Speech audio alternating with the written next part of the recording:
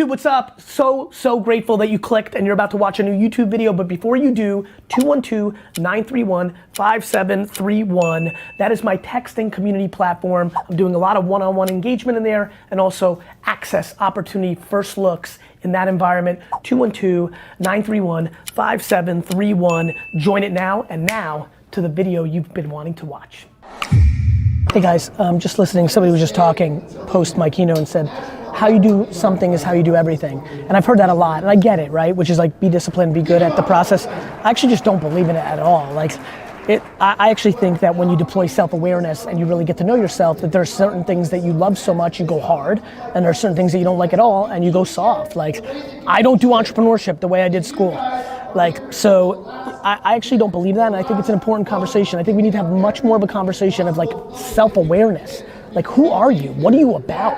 What do you like? What's your process? Are you creative? Are you anal? Are you about the process? Are you about the money? Or like, how are you driven? How do you work? Do you like, I like chaos and I need music to concentrate. You need a silent room. We're so different. I actually think how you do the things that you love the most is usually the indicator of your happiness and success.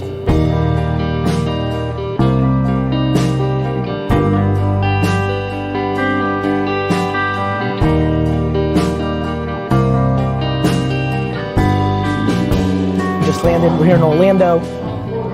Boring keynote going on right now, which only sets me up for a fucking fire fest. So I'm excited about that. Then we'll fucking jump on a quick plane to Miami. Miami to London, dominate in London for 2 days. London to Dubai, dominate in Dubai for 2 days. Back to New York, land 8:25 in the morning Sunday. Apartment, shower, Jets Raiders. What's good, bro? How you doing? How are you? Real pleasure. What's up? I'm Jay. What's good, bro? What's up, man? First off, like, you mean a lot to like minorities and people that's growing up like in my hood, like killers and drug dealers and everything. Like, we watch your videos. I appreciate that, bro. Because you give it to us raw, you motivate us. I appreciate that, bro.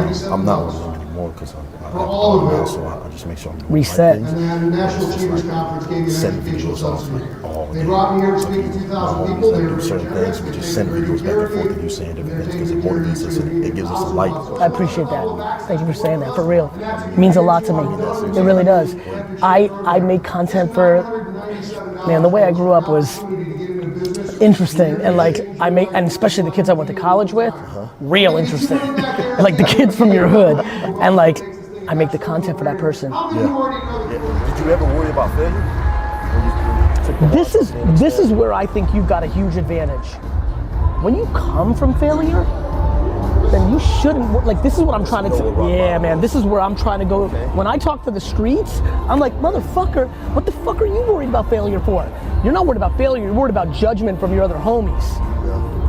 All right. It's not about failure, it's about, you understand? Yeah, I got you. I done lost. Like, when people are like, I was bad at sports, I was bad at school, I was like, I already lost. They told me I couldn't win. That's exactly what you grew up on. The bigger thing is, you might be scared to lose in front of your friends. What are they gonna say? You know what I mean? That's where people get caught. They're not scared of losing, especially from the way you came up. They're scared about what their boy's gonna say. You know what I mean? That's why those are two separate things. That's why I always talk, you know how I always talk about like people that have a lot of money, they're more unhappy than you think? They're actually scared of losing. You know, because they've never done anything. They've never stood on their 2 feet. And they're like worried, like, wait a minute, like they know, they're like, that's mom's money, that's why I'm here. On the flip side, people that come from the dirt, they already lost. They're worried about judgment. They're worried about their boys saying, oh, you trying to sell out now? No, you gonna be good now? You know, all that shit. You can't change, like misery loves company. And these are your best friends. They don't really want you to be miserable. They're just in such a bad place themselves that they're scared that you might get good and then they're gonna be by themselves. Misery does love company, that's real. And so I tell a lot of kids, I'm like, listen, your homies, especially when they keep hearing me, they're like, oh fuck, it's my homies that are fucking me up. And then I try to flip it on them, like, listen, don't be mad at your homie. Your homie's still just not at that place that he's ready to fucking get his shit together. She's not ready to get her shit together. So they may be undermining you right now. They might not even be consciously doing that. They're just in so much pain still. They want to be with you still down here. So it's almost like you gotta have compassion for them. But you gotta recognize that's what you're fearing. Resources. Warning. A round of applause for GaryVee.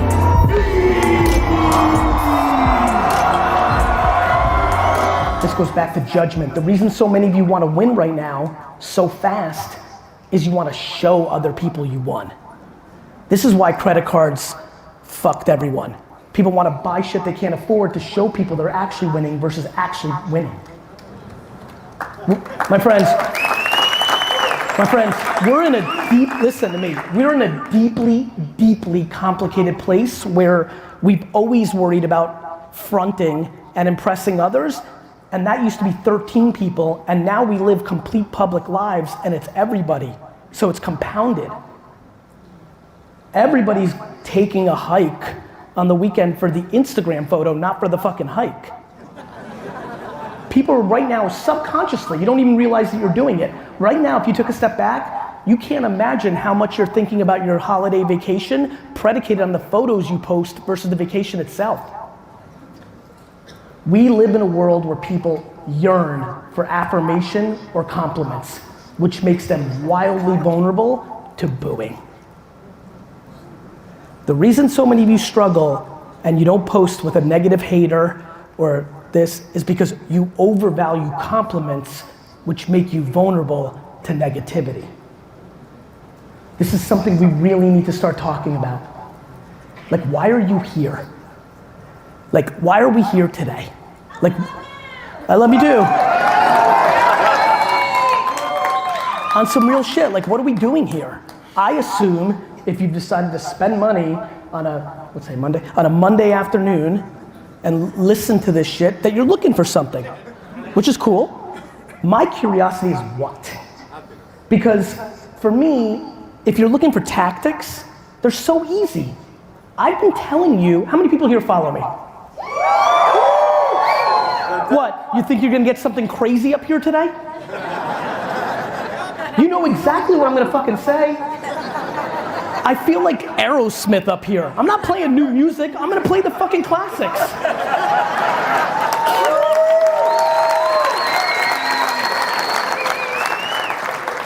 But the reason I keep like doing this and why it's interesting to me is I've learned in the last decade especially, but kind of always knew, right place, right time, right analogy, right moment, right?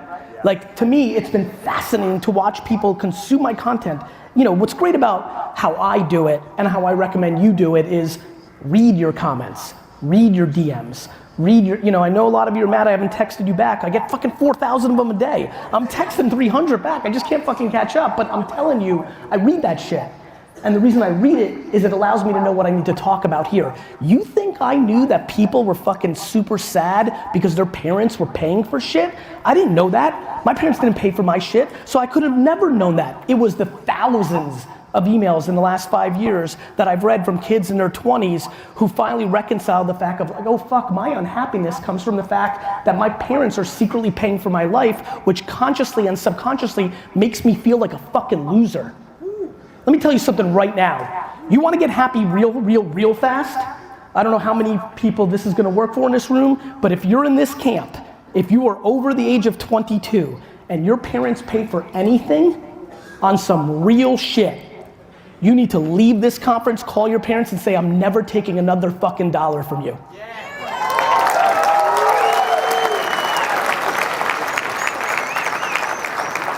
There is nothing more obvious to me out of all the listening I've done in the last half decade, that the thing I just said is leading to a stunning amount of bad. A bad between the kid and the parents, a bad about that kid. All they're doing is taking that money to look like they're doing something which starts corroding you subconsciously in a way that you cannot imagine. I'm telling you, living on your own 2 feet is foundational to happiness. The resentment that you're creating towards your parents and the resentment that your parents are going towards you is remarkable. It's really funny, 40-year-old crowd and higher, go up. You guys remember when we were growing up, if your parents were gonna help you, you borrowed money. You paid it back.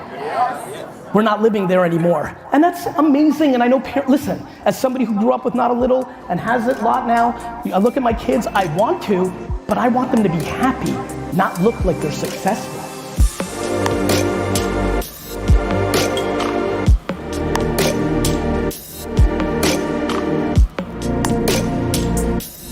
For all my success, no bullshit. 7 years ago, I was in a hotel. I mean, I've followed you through it all. Like, no bullshit. I know about you eating the wings, the whole rundown, all the way back from Wine Library. Thank you, brother. I own a college downtown. 50,000 students because of you. No bullshit. Thank you. You're That's welcome, all. brother. Just gratitude. I'm happy. I'm happy to meet you.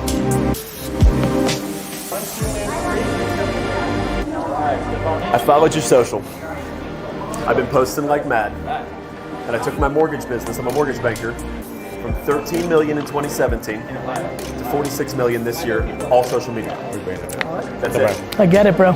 Real pleasure. Okay. 1, 2, and 3, go.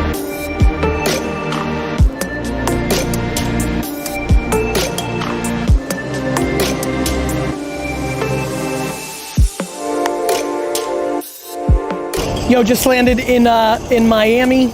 About to go catch this little shuttle to the main airport.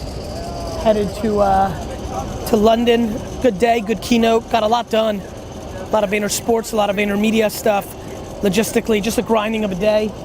Gonna bang out on email now for 2-3 hours. The mission.